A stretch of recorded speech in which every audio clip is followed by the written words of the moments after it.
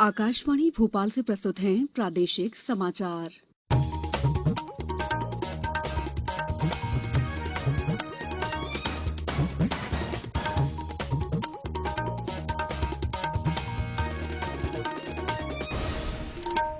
नमस्कार, समाचारों के साथ मैं दीपा सिंह।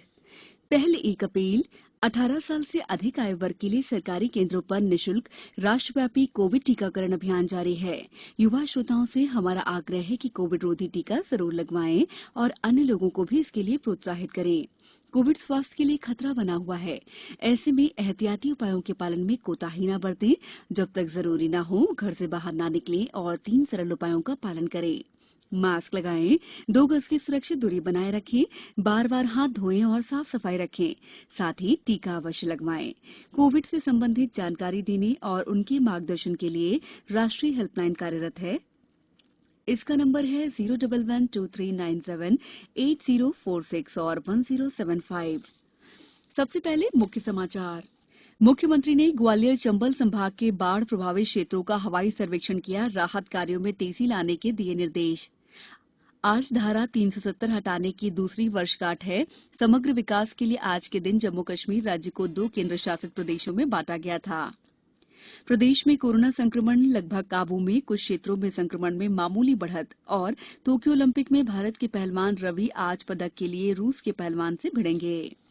अब समाचार विस्तार से। प्रदेश के कई क्षेत्र बाढ़ से प्रभावित हुए हैं। मुख्यमंत्री ने हवाई दौरा कर ग्वालियर चंबल संभाग में बाढ़ से प्रभावित 4 दर्जन से अधिक गांवों का जायजा लिया। उन्होंने ग्वालियर, दतिया, शिवपुरी, मुरैना और श्योपुर जिले में बाढ़ से प्रभावित हुए क्षेत्रों का सर्वेक्षण किया। बाद में भोपाल में प्रदेश के मुख्यमंत्री ने बताया कि श्योपुर शहर में 20-20 फीट पानी है। रतनगढ़ वाली माता पुल और सनकुआ पुल के ऊपर पानी जा रहा है। बड़ी संख्या में घर घिरे हैं। मुख्यमंत्री ने राहत शिविरों और बाढ़ प्रभावित बस्तियों में भोजन और पीने के साफ पानी की व्यवस्था करने के निर्देश दिए हैं। मुख्यमंत्री ने कल ग्वालियर संभाग के बाढ़ प्रभावित क्षेत्रों का निरीक्षण करने के बाद वरिष्ठ अधिकारियों से कहा है कि ये वो सुनिश्चित करें कि प्रभावित क्षेत्रों में संक्रामक बीमारियों का प्रकोप न हो। साथ ही जिन व्यक्तियों के घर नष्ट हो गए हैं उन्हें आश्रय स्थल उपलब्ध कराएं। उन्होंने बाढ़ प्रभावित क्षेत्रों में बिजली और संचार की सुविधा फिर से बहाल करने के निर्देश भी दिए। बाढ़ प्रभावित क्षेत्रों में जल्द ही क्षतिग्रस्त हुए आवासों, फसलों और पशुओं की हानि का सर्वे कराया जाएगा। संविधान के अनुच्छेद 370 को समाप्त किए जाने की आज दूसरी वर्षगांठ है। अगस्त 2019 में आज ही के दिन केंद्र सरकार ने संविधान के अनुच्छेद 370 के प्रावधानों को हटा दिया था। इस अनुच्छेद के अंतर्गत पूर्ववर्ती जम्मू कश्मीर राज्य को विशेष दर्जा मिला था। राज्य को 2 केंद्र शासित प्रदेशों जम्मू कश्मीर और लद्दाख में विभाजित कर दिया गया था। जम्मू कश्मीर में विधानसभा का प्रावधान है, जबकि लद्दाख में विधानसभा की व्यवस्था नहीं है। इससे पहले जम्मू कश्मीर देश का एकमात्र ऐसा राज्य था जिसका अनुच्छेद 370 के प्रावधानों के तहत पृथक संविधान था। ये अस्थायी प्रावधान था जिसके माध्यम से जम्मू कश्मीर को विशेष स्वायत्तशासी राज्य का दर्जा मिला था। अनुच्छेद 370 समाप्त होने के बाद सभी केंद्रीय कानून और विभिन्न कल्याणकारी कार्यक्रम राज्य में लागू हो गए हैं। भारत की परमाणु ऊर्जा क्षमता मौजूदा 6,780 मेगावाट से 2031 तक 22,480 मेगावाट तक पहुंचने की संभावना है। ये जानकारी कल लोकसभा में परमाणु ऊर्जा और अंतरिक्ष मंत्री डॉ जितेंद्र सिंह ने एक प्रश्न के लिखित उत्तर में दी। उन्होंने कहा कि देश में कुल बिजली उत्पादन में परमाणु ऊर्जा की हिस्सेदारी 2020-21 में लगभग 3.1% है। डॉ सिंह ने कहा कि सरकार ने बिजली उत्पादन में परमाणु ऊर्जा की हिस्सेदारी बढ़ाने के लिए एक बड़े परमाणु ऊर्जा क्षमता की शुरुआत की है। उन्होंने कहा है कि वर्तमान में 6,780 मेगावाट की कुल क्षमता वाले 22 रिएक्टर प्रचालन में हैं, जबकि 8,000 मेगावाट क्षमता वाले 10 परमाणु ऊर्जा रिएक्टर निर्माणाधीन हैं। डॉ सिंह ने कहा कि सरकार ने 700 मेगावाट के 10 स्वदेशी तेज दबाव वाले जल आधारित रिएक्टरों को स्थापित करने की मंजूरी दी है।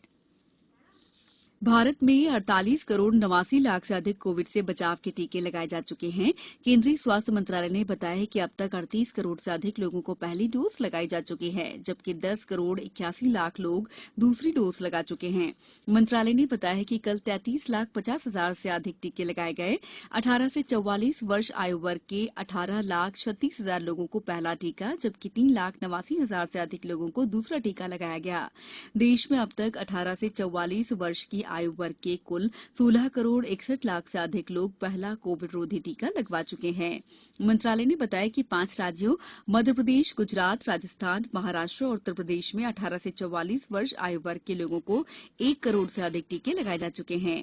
आंध्र प्रदेश, असम, छत्तीसगढ़, दिल्ली, हरियाणा, झारखंड, केरल, तेलंगाना, हिमाचल, ओडिशा, पंजाब, उत्तराखंड और पश्चिम बंगाल में इस आयु वर्ग के 10 लाख से अधिक लोगों को पहला टीका लग चुका है। समाचारों में वक्त है ब्रेक का।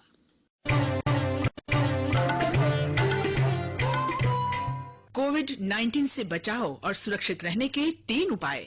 मास्क लगाएं, 2 गज दूरी है जरूरी, सुरक्षित दूरी रखें, हाथ और मुंह साफ रखें। ब्रेक के बाद समाचारों में आपका एक बार फिर स्वागत है। प्रदेश में कोरोना संक्रमण लगभग काबू में है। टेस्टिंग और ट्रेसिंग का कार्य तेजी से किया जा रहा है। कल 71,103 टेस्ट किए गए, इनमें 28 पॉजिटिव आए हैं। प्रदेश में पॉजिटिव आने की संख्या घटकर 6 तक हो गई थी और अब बढ़ते बढ़ते ये 28 तक पहुंच गई है।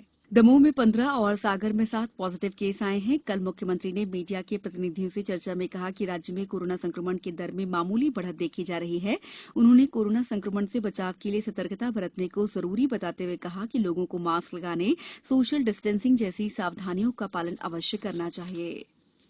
टोक्यो ओलंपिक में भारतीय पहलवान रवि दहिया ने कल फ्री स्टाइल कुश्ती के 57 किलो भार वर्ग के सेमीफाइनल मैच में कजाकिस्तान के सनायेव नूरइस्लाम को हराकर फाइनल में पहुंच गए।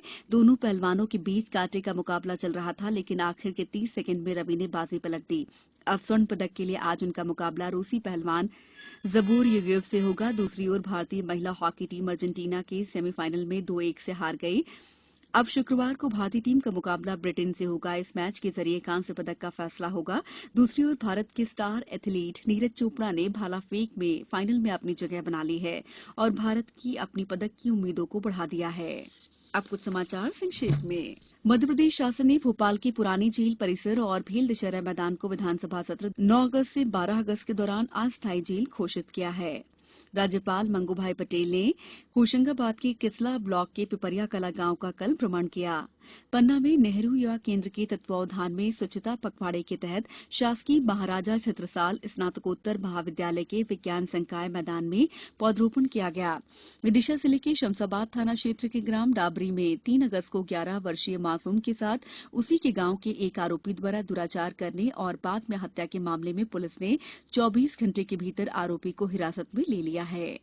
आगर मालवा जिले में हो रही सतत वर्षा के दौरान कल जिले के ग्राम दावतपुरा तालाब से जल रिसाव की सूचना मिलते ही कलेक्टर ने शासकीय अमले को बचाव के निर्देश दिए। सागर में जिला पंचायत के मुख्य कार्यपालन अधिकारी ने कार्यों में लापरवाही और वित्तीय अनियमितता पाए जाने पर 16 सचिवों को निलंबित किया है। बुलेटिन के अंत में आप सभी से एक अपील, मास्क और 2 गज की दूरी, हाथ धोना भी है जरूरी। नमस्कार।